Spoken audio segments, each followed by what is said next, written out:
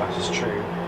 So what do we feel about, now that we've seen this elimination in full flow, Car to track.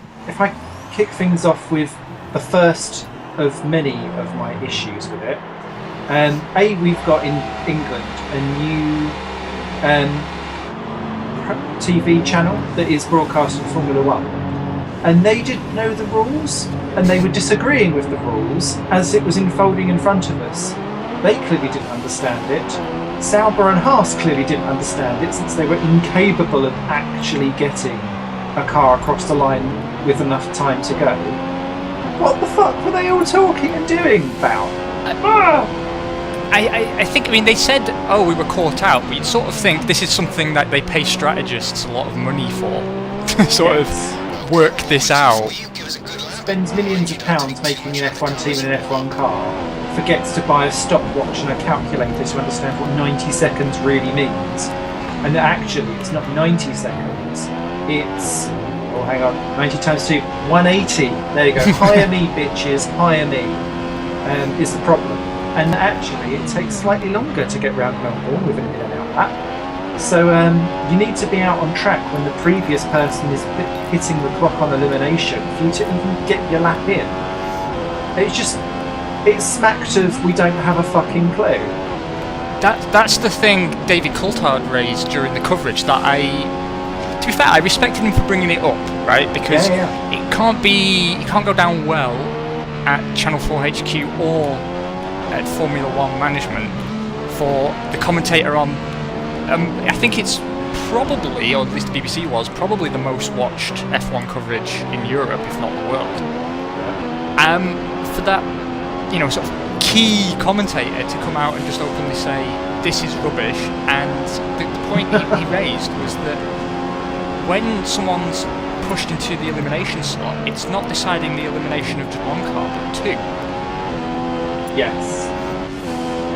And I know part of the decision behind taking this qualifying format was that what Bernie wanted to see was, to some extent, what happened. So a smaller team finds 2/10 somewhere that no one saw coming, and a complacent bigger team have a driver in the pits thinking he's safe, and all of a sudden he's eliminated.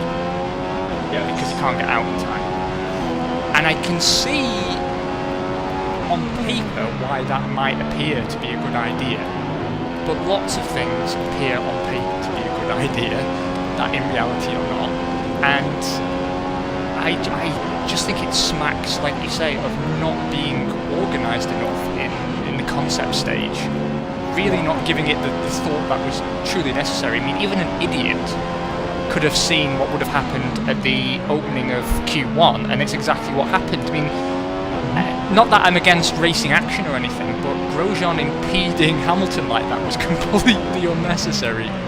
It was, yet you knew it was going to happen because they wanted the clear air. And also because, it's just, we know it's going to happen. And then it's only going to get more exasperated when you get to Austria and Monaco, such short circuits. That's going to be an issue. But then you've also got it on flip side, the other side, where it's a flat 90 seconds no matter what circuit you go to.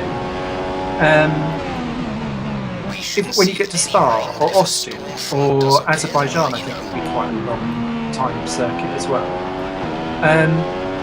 You're going to get people knocked out in trios because it takes you 2 minutes to get round them. I think possibly its worst crime is that, despite having watched basically the whole thing, I don't think I really know where any of the cars belong, save the Mercedes and Ferraris. Yeah. I don't believe that Toro Rosso are, in actuality, the third fastest team. No, they were probably the only team that actually understood the qualifying format and got it right. I know that as much as I hated it, my controller issue has just returned. Oh no. It's alright, it's not even like our co-op season's a co-op season, thanks Codemasters. I noticed that Romain Grosjean's elimination lap was fast enough to save him, but he wasn't allowed to complete it. But they showed it anyway, and they don't give any visual representation that he's knocked out, apart from him going grey and the clock moving up. But I don't think the clock was working at that point.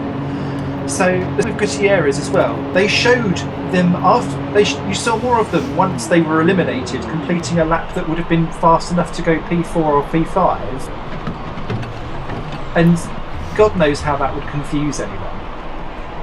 I tell you something else that I'm acutely aware of. I really don't believe Manor deserved to be down last. No. I think they had more to give. They were less than 2/10 with Haryanto off the back of Gutierrez's Haas, and they only did one fast lap.